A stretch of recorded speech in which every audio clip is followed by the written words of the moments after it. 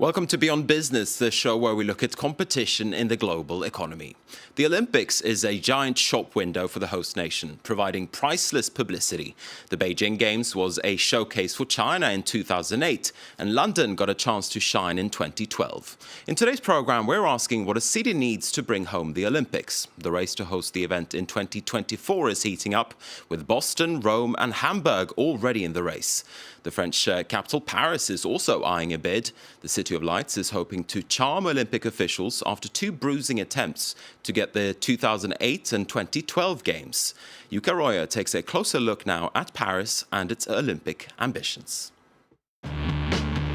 It was like a global summit of the sporting world. Major federations, sponsors and event organisers gathered in Paris to discuss future events. An opportunity for the city to weigh its chances of making a successful bid for the Olympics.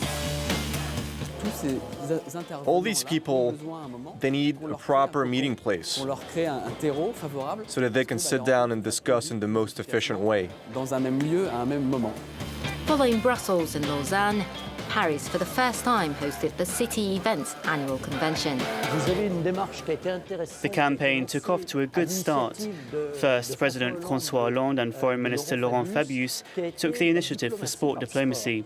Then finally today, all players from the Ministries of Sports to Foreign Affairs to Tourism are united and are all going in the same direction. All united to make Paris enter the race to host the 2024 Olympics after losing a bid 3 times since 1992. Sports federations are confident the whole nation will rally behind the city's candidacy.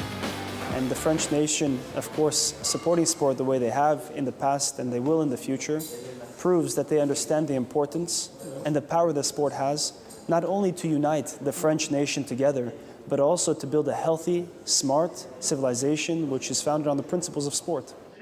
Paris mayor, however, remained non-committed until April, staying away from meetings and rallies. Anne Hidalgo had voiced concern about the financial cost of the bid. Bidding for the Olympic Games is something very exciting and fascinating for the people. But it's also very costly. President François Hollande, on the other hand, was more enthusiastic.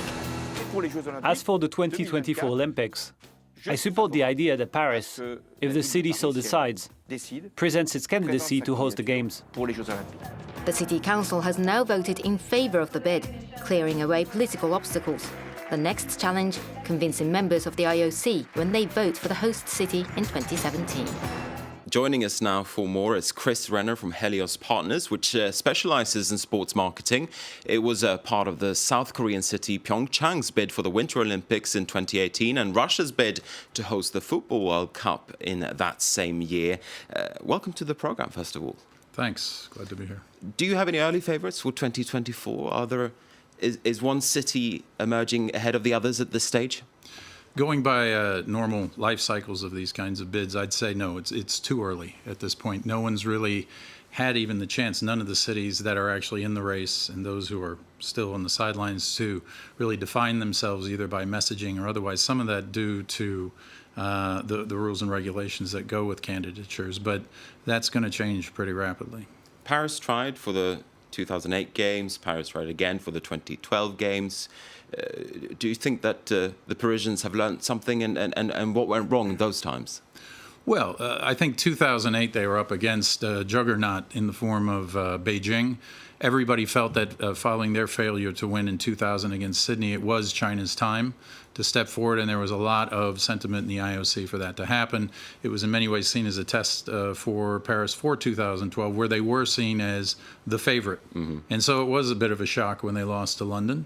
But on the other hand, London showed themselves to be masters not only at good messaging, but also good delivery in the form of the leadership with Sebastian Coe, as well as having Tony Blair show up at the last minute to really, truly lobby some of the major IOC members. And do you think it will be different this time around for Paris? I think it can be because, one, I am aware that over the past 2-3 years, Paris has really, and more importantly, the French sports community have really undertaken a review of what has gone wrong over the several bids that have lost. I think they've tried to draw conclusions from those. The big question is whether those take hold and are realized through the candidacy that's coming up. What do you think that the International Olympic Committee will be looking for in 2024? Well, it usually comes down to a few things. One is geographical.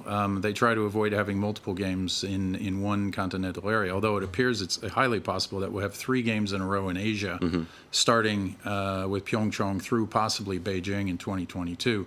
But that would be the Winter Olympics, right? Winter, but you have Tokyo sandwiched in between the two in 2020. So it does argue for bringing the games back to either Europe or to North America. But in addition to that, it is the capability and the proven skills of the host country to really host successfully a games. And that's what's probably going to get the most examination this time. Now, you mentioned North America there, and now we're going to look across the Atlantic at Boston's bid for the 2024 Games. A team from France 24 went to Massachusetts to find out more. Sophie Pilgrim has the story. The Boston Olympic Bid Committee has set up here, with Richard Davey, a former regional secretary of transport, at the helm. The campaign to win over the International Olympic Committee, or IOC, will cost some $75 million, financed entirely by private donors. Listening and talking about how we believe Boston can add to the Olympic movement. What can we do to encourage the next generation of athletes and Olympians? We think we have a good story there. Our colleges and universities, how can they play a role both during the Games and after the Games? The Boston Games would take place within a perimeter of just 10 kilometres. As plans gain momentum, Boston's bid has reached high ranks. You know, Senator Kerry, or Secretary Kerry, I should say, from Boston, was at the IOC Museum just last week in Lausanne, talking with folks there about what the Olympic movement means to the United States and advocating for his hometown. But before convincing the IOC, the bid team needs to win over Bostonians. Some residents are determined to stop the Games from coming to town. We're concerned that taxpayers are on the hook for cost overruns. These are huge money that could be better spent on housing, education, workforce development. The city holds regular meetings like this one at Harvard to allow local residents to air their concerns. Inside, they take turns to criticize the project. The point is that these budgets are just not believable. We need affordable housing now, not after the Olympics. One by one, the organisers defend their plans. But under pressure, they have promised to hold a referendum on the matter in November 2016. A risky bet, but if they get over this hurdle, their bid will be all the stronger. Okay, we're back now in the studio with Chris Renner. We had some concerns there among Bostonians that an Olympic Games could be very, very expensive. Is it profitable to run an Olympic Games, or is it possible to run a profitable Games? Well, to answer your second question, the answer is yes, but it's very difficult. To anybody's reasonable calculations, the only 2 games that ever showed something that could be defined as a profit would be Los Angeles in 1984 and Atlanta in 1996, mostly because neither received direct federal subsidizing or funding, and they were forced to figure out a way to do it, mostly by using pre-existing structures and so on.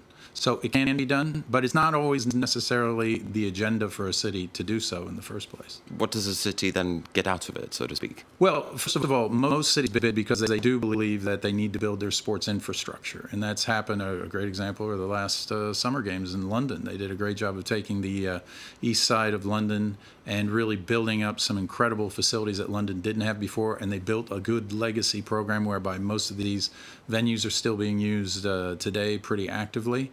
And so if you have that as a basis, that's a great start. You can even go further with just regular city infrastructure like Beijing, where they built a whole new airport, metro lines, and other things just to improve the lives of citizens. So it can fit into the plan. There are concerns, though, that Olympics these days, it's a huge machinery and that it's simply too expensive, too big. It doesn't really leave a real legacy or a useful legacy for a city. What do you say to that? And do you think that IOC officials are changing the factors that they are looking at to take that into account, those concerns?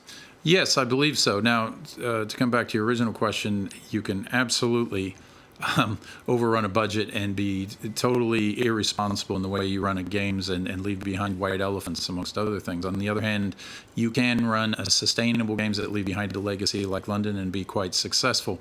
The IOC is fully aware of this gigantism, as they call it, where the games are getting too big to be justifiable.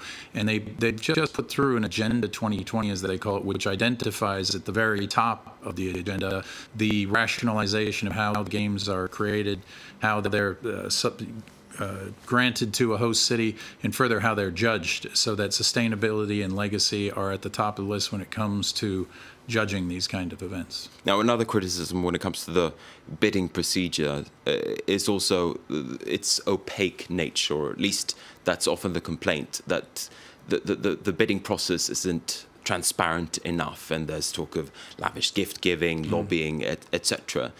What's happening on that front? Is the IOC dealing with those questions? Yeah, and I think since the scandal around Salt Lake City that broke out around the year 2000, when it became evident that a lot of that was going on, gift giving in the forms of basically hidden bribes, and they cleaned out a number of IOC members for misbehavior. They've really made a considerable effort to try to get that under control. Now, can that be entirely controlled? Sometimes it's just like doping in a sport. You can't be entirely sure that everyone's following the rules, but as much as can be done, particularly vis-a-vis FIFA, who have huge questions and haven't appeared to have made any major changes to the bidding process, it can be said that the IOC has made great strides. There's still work to be done, but I think they look sincere in their efforts to make it a little bit more open. What do you expect then in the next 2 years or so, as the next host city for 2024 will be picked in 2017? How do you think the race is going to look like, and what's it shaping into, so to speak? How close will it get?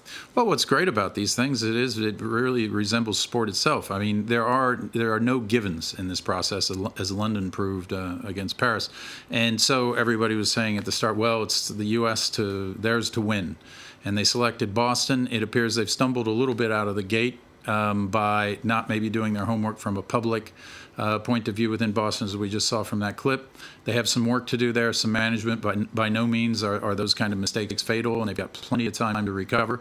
I think it's going to be a heck of a race between Boston and the European cities that present themselves, which will look like at this point Hamburg, Paris, and Rome. All right. It'll be an interesting race to watch, that's for sure. Thank you very much indeed, Chris Renner from Helios Partners, for speaking to us. And with that, we're going to be wrapping up this edition of Beyond Business. Thank you for watching.